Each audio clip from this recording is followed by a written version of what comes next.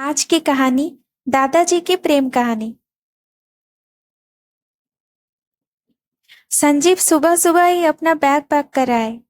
चेहरे पर मायूसी है लेकिन जल्दी में भी है, इसलिए फोन की घंटी बार बार बजने के बाद भी उसे नहीं उठा रहा है।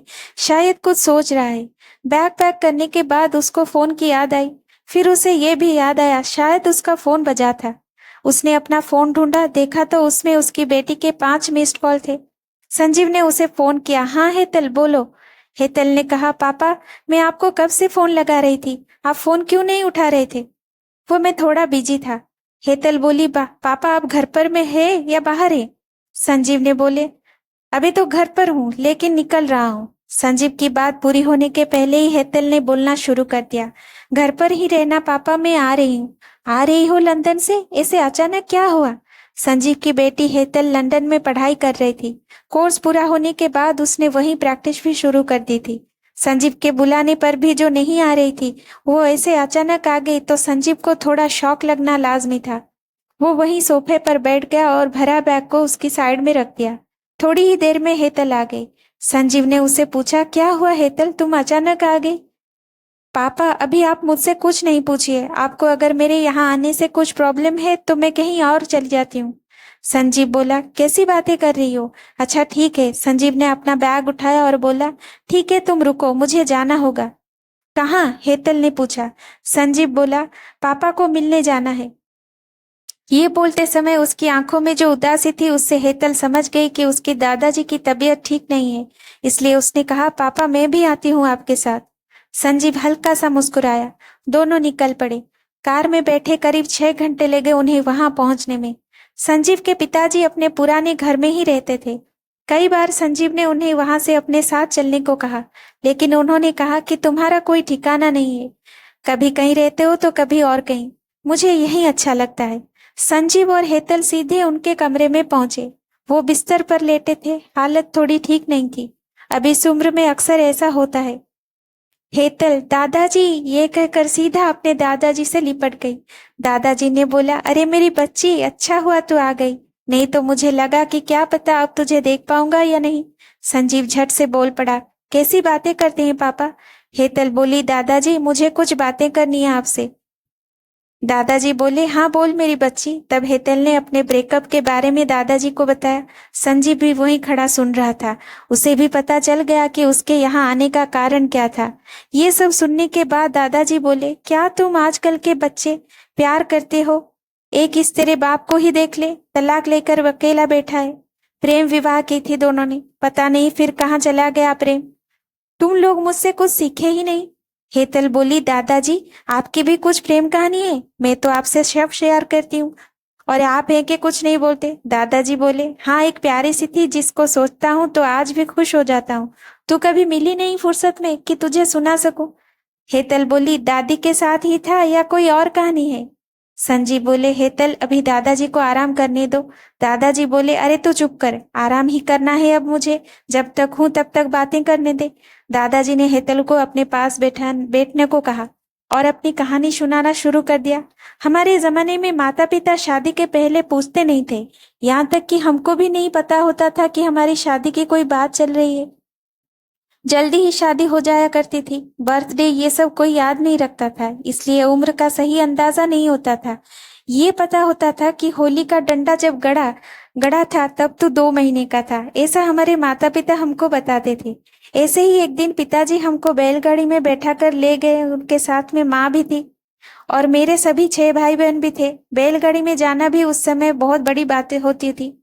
सुबह से हम लोग खुश हो जाया करते थे कि आज तो बैलगाड़ी में जाएंगे। पिताजी ले गए अपने एक दोस्त के यहाँ, तो ये पता था कि उनके किसी दोस्त से मिलने जा रहे हैं। वहां पहुंचे तो देखा तो उनकी हालत भी कोई ज्यादा अच्छी नहीं थी। बड़ा सा वाड़ा था उनका और छोटा सा घर। गुड़ और पानी देकर स्वागत किया, हमको भी मिला। हम सब भाई बहन और उनके यहाँ के भी कुछ बच्चे मिलकर खेल रहे थे। तभी पिताजी ने कहा कि कृष्णा बेटा इधर आ। मैं वहां गया तो मुझे बोला, जा उस पाटे पर बैठ जा। हेतल ने बीच में टोका, कहा पाटा क्या होता है? संजीव बोला, लकड़ी का पटिया बैठने के लिए होता है। दादाजी ने फिर अपनी कहानी शुरू की। मुझे बैठने को कहा तो मैं बैठ गया। तो उसके बाद उनके दोस्त आए, मुझे टिक्का लगाया और 1 रुपया और नारियल लाल कपड़े के साथ मुझे दे दिया। मेरे पापा बहुत खुश थे। माँ अंदर कमरे में थी, सारी महिलाएं वहीं पर थी। मुझे जितना दिखाई दिया वहां भी किसी को नारियल दिया। इतना बड़ा तो मैं हो गया था कि ये सब समझ गया हूँ। मैंने पहले भी सुना था कि फलाने ने फलाने को नारियल देकर रोका कर लिया। मुझे अब समझ आ गया था कि मेरी शादी होने वाली है। बस फिर उलझ कूद बंद और एकदम से मैं सयाना बन गया। वहीं बड़ों ने शादी की तारीख 1 महीने बाद की तय भी कर ली। हेतल ने फिर से बीच में टोका, क्या वो दादी थी? दादाजी ने कहा, थोड़ा सब्र कर, अभी तुझे धीरे धीरे सब पता चल जाएगा। दादाजी ने फिर कहानी को आगे बढ़ाया। वहां से आए तो शादी की तैयारियां शुरू हो गई थी। गोबर से घर को लीपना, खटिया बांधना और भी बहुत कुछ छोटा मोटा जो बन सकता था। और मैं मन में मन बहुत खुश था। जवान था, हर किसी को जवानी में जो होता है वही सब ख्याल मुझे भी होने लगा। लड़की से बात करना तो दूर, तस्वीर तक नहीं देखी थी। बस माँ बापू ने देखा, उन्होंने ही तय कर दिया। मुंह दिखाई की असली रस्म का मतलब तो हमारे ही जमाने में होता था। अब करीब 5 दिन ही हो रह गए थे शादी में। पिताजी ने 2-4 बैलगाड़ियां कर ली थी, लेकिन फिर एक सुबह कुछ खुसर फुसर सुनाई दी। किसी ने आकर जानकारी दी कि तुम्हारी बहू का पैर टूट गया। उस समय कौन जाता था डॉक्टर के पास, इतना पैसा भी नहीं था। वैद्य जी जो बोला वही किया। उन्होंने तो चलने की कोई जिम्मेदारी भी नहीं ली थी। कहा कब चलेगी पता नहीं, चलेगी भी या नहीं चलेगी ये भी पता नहीं। कुएं की मुंडेर से नीचे गिरी थी। नीचे टूटा मटका था, उस पर जाकर घुटना लगा था। घुटना 2-3 भागों में टूट गया था। माँ को सभी महिलाएं बोल रही थी, शायद तुम्हारे भाग में नहीं है, अब शादी को मना कर दो। पहली शादी है तुम्हारी, उम्मीदें भी तुम्हारी कुछ होंगी। और अगर नई बहू आकर बिस्तर में ही पड़ी रहे तो क्या मतलब है ऐसी शादी का। माँ ने भी मन बना लिया था कि अब शादी नहीं होगी। हेतल ने फिर बीच में टोका, मतलब वो दादी नहीं थी। दादाजी सिर्फ हंसे, बोले अब तू आगे की सुन। उसी शाम को पिताजी के दोस्त यानी लड़की के पिता हमारे घर पर आए। आकर बैठे, पिताजी के सामने हाथ जोड़े और कहा कि माफ करना, लेकिन अब ये शादी नहीं हो सकती। हमारी लड़की चलेगी कि नहीं चलेगी, नहीं चलेगी ये पता नहीं। हम आप लोगों को अंधेरे में नहीं रखना चाहते हैं। अंदर कमरे में माँ सुन रही थी, मैं उनके साथ ही था। उस वक्त उनके चेहरे पर जो राहत थी वो मैं साफ देख पा रहा था। मैं तो बता भी नहीं सकता कि किस हालत में मैं था। बिना देखे ही मेरी शादी पक्की हुई और अब टूट भी रही थी। सपने देखने के लिए भी एक चेहरे की जरूरत होती है। मेरे पास तो वो तक भी नहीं था। बस अपनी ही ख्यालों में मैं एक चेहरा बना लिया था। उससे शादी का ख्याल किया और अब उसी से टूट जाने का ख्याल भी करना पड़ रहा था। लेकिन इतने में मेरे पिताजी बोले, क्या बात कर रहे हो महाराज, शादी है, 4 दिन में जाकर तैयारी करें, वही हमारे घर की बहू बनेगी। उसके पिताजी ने बोला, लेकिन वो चल नहीं सकती, ना चले तो हमारा नसीब। मान लीजिए ये घटना अगर शादी के बाद होती तो तब हम क्या उसे छोड़ देते? शादी कर दीजिए और बच्ची को वहीं आराम करने दे थोड़े दिन। यहाँ आना जाना अभी ठीक नहीं है, जब कुछ आराम होगा तब हम जाकर ले आएंगे। पिताजी की बात से उनके दोस्त की आंखों में आंसू आ गए, लेकिन माँ का मुंह फूल गया। पिताजी को भी पता था कि माँ नाराज है, क्योंकि बर्तन की आवाज कुछ ज्यादा आ रही थी घर से। लेकिन माँ की इतनी भी हिम्मत नहीं थी कि पिताजी को कुछ बोले, और मैं तो फिर क्या ही बोलता। बारात 5 दिन बाद गई, निर्धारित समय पर फेरे भी हुए। और मैं अब बताता हूँ, वो तुम्हारी दादी ही थी।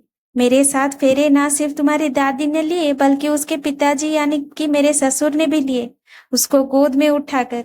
हेतल बस अब शांत और चेहरे पर मुस्कान लिए सुन रही थे। हेतल ने पूछा, फिर दादी घर कब आई? दादाजी ने बोला, फिर से सुनाना शुरू किया। घर कहाँ आई, शादी हुई, लेकिन अभी तक चेहरा भी नहीं देखा मैंने उसका। इतना लंबा घूंघट लेकर बैठी थी। मैंने वैद्य से बात की, उसके घर वाले उसका इलाज कर रहे हैं।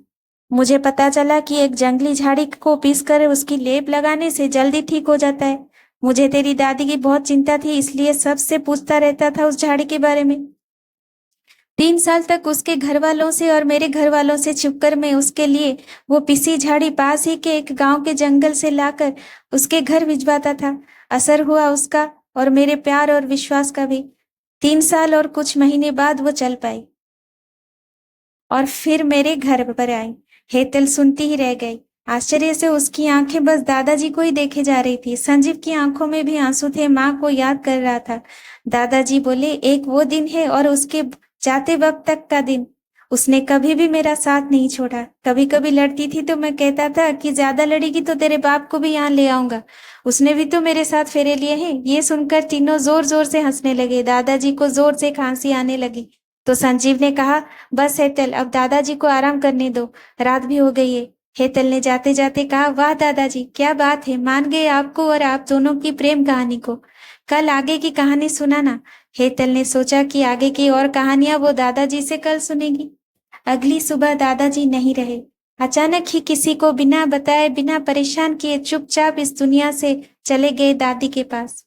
हेतल आंखों में आंसू लिए बस दादाजी को ही देखे जा रही थी। जाते जाते भी दादाजी उससे प्यार क्या होता है ये बता गए। Thank you for watching. Please like, share and subscribe my channel.